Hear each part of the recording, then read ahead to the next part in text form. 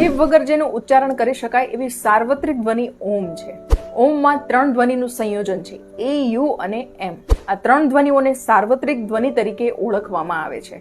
એ, you અને એમ સિવાયના તમારી પાસે બીજા કોઈ અવાજ નથી કે જે તમારી જીભનો ઉપયોગ કર્યા વગર બોલી શકાય. જે બોલી શકતા નથી તે પણ ઓમ બોલી શકે છે, કારણ કે તેમાં જીભની કોઈ જ ભૂમિકા નથી. ઓમની ધ્વનિ એક કુદરતીની મૂળભૂત ધ્વનિ છે. કુદરતના સંશોધન થયેલા નાનામાં નાના અણુ એટલે કે મોલેક્યુલ્સનું વાઇબ્રેશન પણ ઓમની ધ્વનિના વાઇબ્રેશનને મળતું આવે છે. હવે રહી મહત્વની વાત, ફાયદાની વાત અને ઉપયોગની વાત. ઓમનું ઉચ્ચારણ કરવાથી શરીરને 12 મહત્વના ફાયદા થાય છે, તે પણ મફતમાં. ઓમના જાપથી ગળામાં વાઇબ્રેશન થવાથી થાઇરોઇડ પ્રોબ્લેમ દૂર થાય છે. ઓમના જાપથી ગભરામણ જેવી સમસ્યા દૂર થાય છે. ઓમના જાપથી માનસિક શાંતિ, સ્ટ્રેસ અને ટેન્શનમાંથી કાયમી મુક્તિ મળે છે.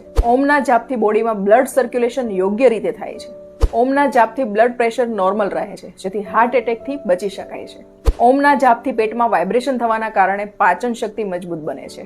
ઓમના જાપથી ફેફસાને વધારે ઓક્સિજન મળવાથી એનર્જી સારી મળે છે. ઓમના જાપથી થાક દૂર થાય છે, જેથી હંમેશા ફ્રેશનેસનો અનુભવ થાય છે. સૂતા પહેલા ઓમનું ઉચ્ચારણ કરવાથી ઊંઘ તરત અને સારી આવે છે. ઓમના જાપથી શરીરમાં ફેફસાની ક્ષમતામાં વધારો થવાથી બોડીમાં ઓક્સિજન વધારે મળે છે. ઓમના ઉચ્ચારણથી સ્પાઇનલ કોર્ડમાં વાઇબ્રેશન થાય છે, જેથી કરોડરજ્જુ મજબૂત બને છે અને તેના કારણે કમરની તકલીફ દૂર થાય છે. ઓમના ઉચ્ચારણથી બ્રેઇનમાં વાઇબ્રેશન થવાથી એકાગ્રતા વધે છે અને માઇન્ડ પાવર વધે છે. નિયમિત રીતે ફક્ત 10 મિનિટ ઊંડા શ્વાસ લઈને ઓમનું ઉચ્ચારણ કરશો તો મોટી હોસ્પિટલમાં ઓક્સિજનના બાટલા નહીં ચડાવવા પડે.